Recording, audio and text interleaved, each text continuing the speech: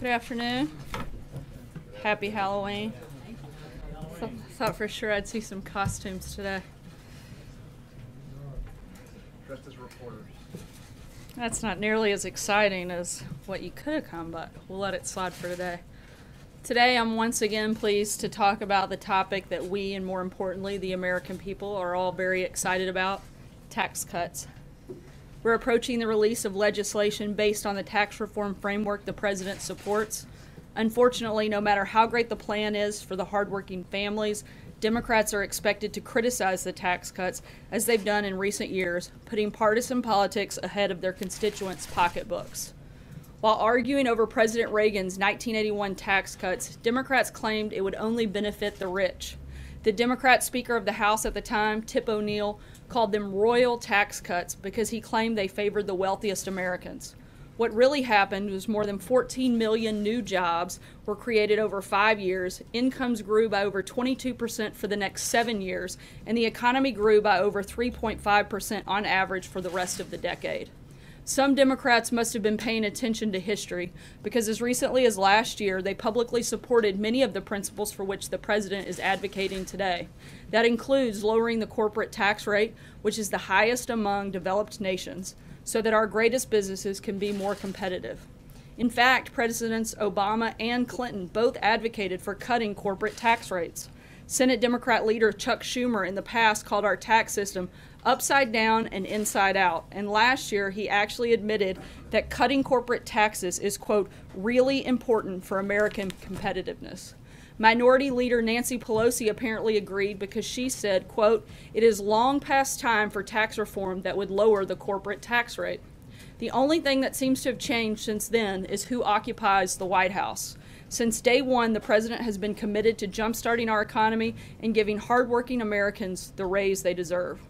Under the framework supported by the president, our economy will grow, businesses will invest back in the country, and American workers will see their wages grow.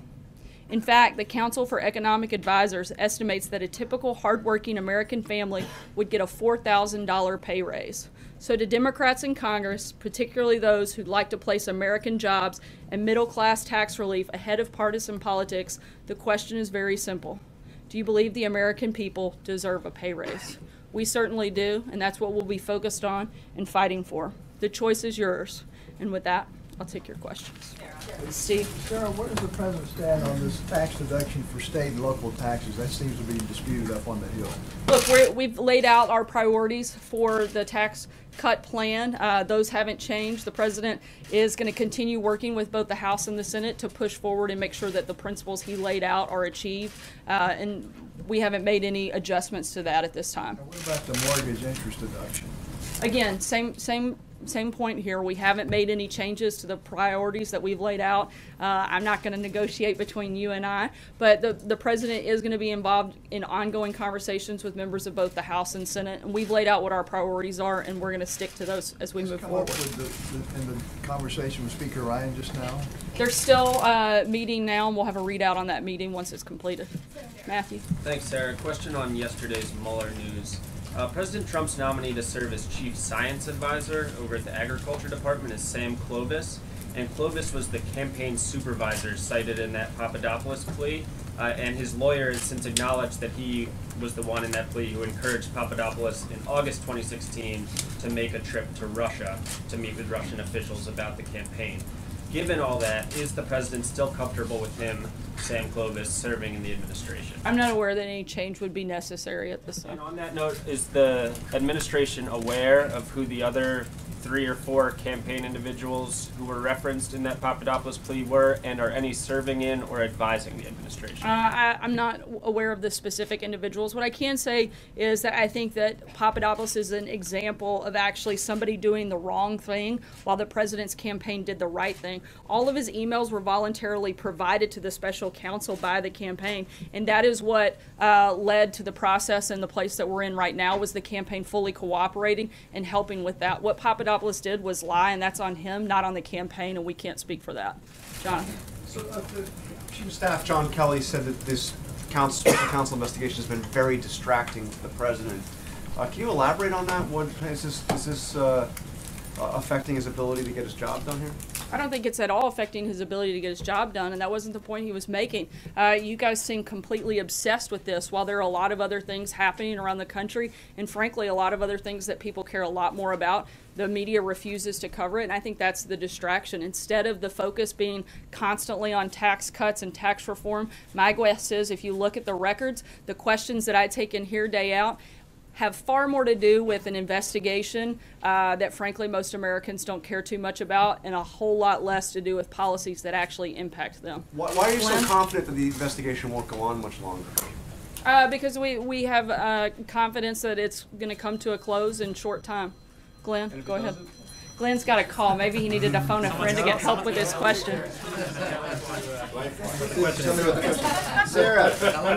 Glenn, I had more faith in you to be able to ask a question all by yourself. Thank you very much for being here. The other thing that General Kelly said yesterday was in reference to General Lee, and he said that the Civil War was the result of a failure to compromise. Was he suggesting that there be a compromise on the abolition of slavery? Can you expand on exactly what he was talking about? Look, all of our leaders have flaws. Washington, Jefferson, JFK, Roosevelt, Kennedy. That doesn't diminish their contributions to our country, and it certainly can't erase them from our history. And General Kelly was simply making the point that just because history isn't perfect doesn't mean that it's not our history. Let me follow up. You are a proud daughter of the South. When you see Nathan, like a statue as they had in Memphis, of somebody like Nathan Bedford Forrest, who was responsible for the Fort Pillow massacre, and other folks like that, is there a differentiation? Do you think there are certain Confederate figures who don't deserve to be honored, like Nathan Bedford Forrest? Look, I don't think that we should sit here and debate every moment of history.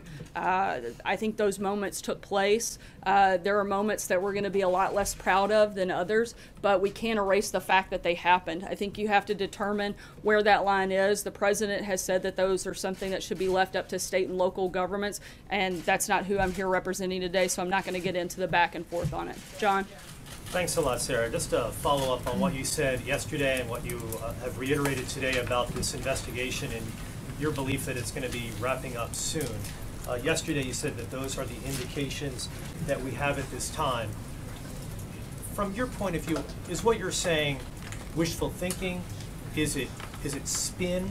Are you getting leaked information that gives you that indication? Why do you continue to say that you believe that it is wrapping up soon? Again, that position has not changed, and we do think that it will wrap up soon. I didn't say it would be 3 or 4 days. I said soon, and we hope that that's the case, in large part because we know that the facts are on our side. There was no collusion, and we're looking forward to moving forward and hoping that you guys can as well. And we can actually start talking about and focusing on some of the things that I mentioned to Jonathan that we feel the American people would rather the conversation be turned towards. Jessica? At the Papadopoulos hearing, I just want to ask you this one thing about one of the prosecutors that is on Bob Mueller's team. At the plea hearing for Mr. Papadopoulos last month, he hinted at the possibility of more to come in the investigation. He said the Mueller probe is, quote, a large-scale, ongoing investigation of which this case, the Papadopoulos case, is a small part. So, given what he said as an officer of the court, are you disagreeing with anything that he said in his remarks during that plea hearing? Maybe his references in looking more to come between the Democrats and the Clinton campaign, since I think if there's any evidence that we've seen to date, it's between them colluding with other foreign governments, certainly not from our side. Jessica? I have one question about what the president said today, and then an Asia trip question broadly. But the first question is, the president mentioned in the tax reform meeting there that he was going to be announcing, quote, soon, some companies that are coming back to the United States. Can you either name them or give us the industry that we're talking about? You know I'm not going to get ahead of an announcement that the president's going to make. If he wasn't willing to tell you today, I'm certainly not going to step in and do it. Trip, the speech that he's making at APEC is being billed as a theme for the trip, as well as the Indo-Pacific.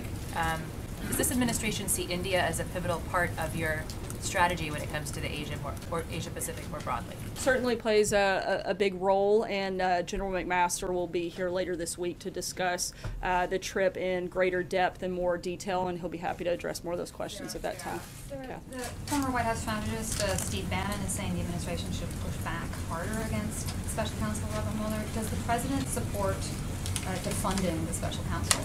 No, and I'm not sure what we'd push back against, since so far all they've done is come up with ways and shown more and more that there was no connection between the Trump campaign in collusion with Russia. John? Thank you, Sarah. 2 questions, please. First, you know, the president is quoted last year as calling Mr. Papadopoulos, and I quote, a great guy, and today it was a liar. And I wonder, just to kind of clear the air, how well did he actually know him, and was he briefed by him often? Did he have frequent meetings? How well does he know this man? My understanding is the only interaction he ever had was the one meeting that the advisory council gathered together, where he was in a large group of other people in the room, and to my knowledge that's the only interaction they ever had. Again, this was a campaign volunteer. He wasn't somebody that was a senior advisor, as many of you want to bill him to be. He was somebody that played a minimal role, if one at all, and was part of a voluntary advisory board. He only met the president, the candidate Trump, one time. That's my understanding, John. That's the only incident that we're aware of. The other thing I wanted to ask was that a few weeks ago, when the president sent out Twitters about the media, he suggested that equal time be applied. Now, to many people, that was a euphemism for the fairness doctrine, something that President Ronald Reagan helped eliminate, and which Democrats such as Leader Pelosi have tried to revive. Is he seriously in favor of reviving the fairness doctrine? And I might add that its premier opponent of revival was a young congressman named Mike Pence.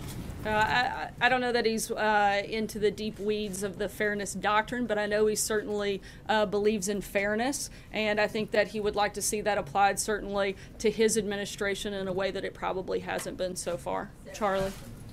The president, Republican Senate candidate Roy Moore is on Capitol Hill today. Does the president have plans to meet with him at any point today or this week before he leaves for Asia? No, there's no planned meetings at this time. Blake? Sarah, there is still a lot to be negotiated on taxes, SALT, which was just brought up, possible phasing in of the corporate rate, just to name a couple. When the tax bill, whatever of it, is released tomorrow, will the president wholeheartedly endorse this as his plan? As of right now, we see no reason to feel otherwise, but until we see the details of that, I'm not going to speculate on where we are. We've laid out what our principles are, and we expect that piece of legislation to reflect those principles. If it does, you'll certainly see the administration come in with full-throated support. And lastly, on the Fed, I know you're not going to give us a name. I'm not asking you to give us a name. But what if I did? Wouldn't it be fun? Then we would love a name. That's the most excitement we've ever gotten out of this room. Sorry. If you want to give us a name, we will take it. If not, my simple question is, has the president made his decision, or is he still debating it? I can tell you that it's not Major Garrett, but beyond that, I don't have any anything to weigh in on. Noah, go ahead. Yeah, President Trump during the campaign repeatedly castigated Hillary Clinton for not coming forward and coming clean when she got debate questions ahead of the debates. Why didn't anyone in the Trump campaign, including his son, come forward when there were solicitations from Russian agents to provide dirt on his opponent? I'm not sure how those two things are even remotely related, so I couldn't begin to figure out how to answer that question. I'm just getting to the sense of the proactive duty to come clean when there is an ethical question. And is the president upset that people in his campaign did not come clean when there were ethical questions and I don't believe that to be an ethical broached? question. That's a pretty standard campaign operating procedure. The Russians? That's not collaboration with the Russians. Sorry, Noah. I know you want it to be, but it just isn't. Go ahead. I have 2 questions. The first one is, you've been very clear that Trump didn't collude, but Hillary did. What is your definition of collusion? Well, I think the exchanging millions of dollars to create false information is a pretty big indication. I think taking millions of dollars into a foundation that benefits you while making decisions that impact people that gave that money, I think those are certainly areas of collusion that should certainly be looked at. And my second question about, just to follow up from Glenn, Robert E. Lee aside, and I understand your point about how all leaders have flaws, what Kelly said yesterday was that an inability to compromise led to the Civil War, and back in the spring, the president said that he thinks that Andrew Jackson could have made a deal to avert the war. What is the compromise that they're talking about? To leave the southern states slave and the northern states free? What was the compromise that could have been made?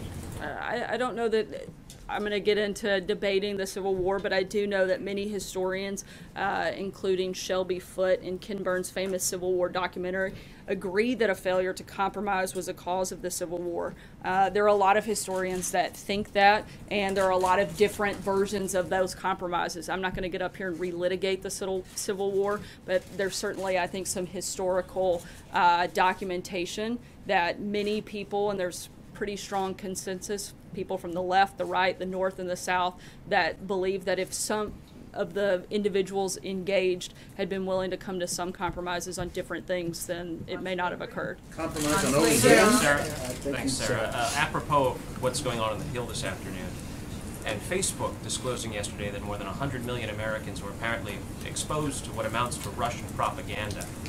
What's the White House's view of that notion that more than 100,000 people have been reading and watching what this Russian outlet has been putting out? And what do you make of the notion that there ought to be some kind of requirement that Facebook be required to disclose the way that many broadcasters are required to disclose when political ads are made? I think we need to see how this process works out over the next several days. And some of those questions are things that you're going to have to ask Facebook. That's not something that the federal government can weigh in at this point until the findings of that investigation and those hearings are completed. Hallie? I'd like to follow up on something you said earlier, but I also want to follow up on the conversation that's been happening about this slavery compromise. I'm not asking you to relitigate the Civil War. We don't need a history lesson on the compromises that have happened. But does the White House at least acknowledge that the Chief of Staff's comments are deeply offensive to some folks and historically inaccurate? No, because as I said before, I think that you can't, because you don't like history doesn't mean that you can erase it and pretend that it didn't happen. And I think that's the point that General Kelly was trying to make. To try to create something and push a narrative that simply doesn't exist is just frankly outrageous and absurd. I think the fact that we keep trying to drive, the media continues to want to make this and push that this is some sort of a racially charged and divided White House. Frankly, the only people I see stoking political racism right now are the people in the groups that are running ads like the one you saw take place in Virginia earlier this week. That's the type of thing that I think really is a problem, and I think it is absurd and disgraceful to keep trying to make comments and take them out of context and mean something they simply don't. Sarah, can I follow up on that? There's a new poll out that shows that the public seems to trust many of the mainstream media outlets that the president criticizes more than they trust the president himself. Why do you think this would be, and do you think the White House agrees with that? I haven't seen anything to suggest that. I'd have to look into it. I certainly can't comment on some study I know nothing about and don't agree with. Sarah, given some of the criticism we've heard from the president's outside advisors, is the president happy with his legal team right now? Does he feel well represented, well defended when it comes to the Mueller probe particularly? I'm not sure how he couldn't, considering, as I said yesterday and I've repeated several times today, all of the revelations that have taken place over the last several days and hours have nothing to do with the president, have nothing to do with his campaign. And I think the further we get into it, the more and more we see that happening. Kevin? One other question on Thank you, something Sarah. said. I just wanted to ask about taxes and then maybe just a very quick follow on the discussion about compromise. If I'm understanding you correctly, what you're really saying is he's not suggesting a compromise on slavery. He's talking about other compromises that may have been germane to that period of history. Look, I think that was Is part of the fair? conversation that a lot of people have had. He didn't get into the specifics because that's something that's been discussed very widely by many historians, again, from both the left, the right, the north, the south, however you want to look at it. And he didn't get into the details of it because it wasn't the point he was making. On taxes, just want to get a sense of what the president might really be interested in as far as the child tax credit and as far as the Obamacare individual mandate. Is it your opinion that the president would be supportive of both? meaning that they need to be a major tenet of the tax reform that we'll be unveiling this week? He certainly supports the child care tax credit. I'm sorry, what was the other piece you're asking The about? Obamacare individual mandate, does that have to be a part of tax reform? I don't believe it has to be part of tax reform, but the child care tax credit is something he'd certainly like to see. Take one last question, Major. Sarah, you said to us a few moments ago, the Papadopoulos plea agreement is an example of an individual doing the wrong thing, but the campaign doing the right thing, if I remember what you said correctly. Does that extend to Sam Clovis encouraging George Papadopoulos to go to Russia on behalf of the campaign to solicit information? My understanding is there wasn't encouragement. He made multiple attempts at setting up a variety of meetings that were constantly rebuffed. He also made false statements to investigators. That's something that the campaign nor the administration would ever support. All of his emails, again, were voluntarily provided to the special counsel by the campaign, and that is how they got to the place that they're in right now. Are you saying that Clovis is being misinterpreted by George Papadopoulos? I'm not getting into the detail of that. I'm talking specifically about the multiple attempts that he made in setting up a variety of meetings. There were more than one instance in which he tried to set up meetings that were rebuffed by the campaign. He lied about a lot of those activities, and that is the place that you, I think, see come through in the emails that were voluntarily turned over. One thing you said yesterday, you were asked at one point during yesterday's briefing when the president became aware that Russia was behind the hacking and possession of emails. You said, I'm not sure of the specific date of when that took place, so I'd have to look and get back to you. Yeah, I can respond to that now. The president was briefed in a pretty widely publicized meeting back in January. Later that very day, he said publicly that he'd received the intelligence briefing and he believed that Russia was behind the email hacks. Thanks so much, guys. Hope you have a happy and safe Halloween. Thanks, guys. Sarah, does this administration believe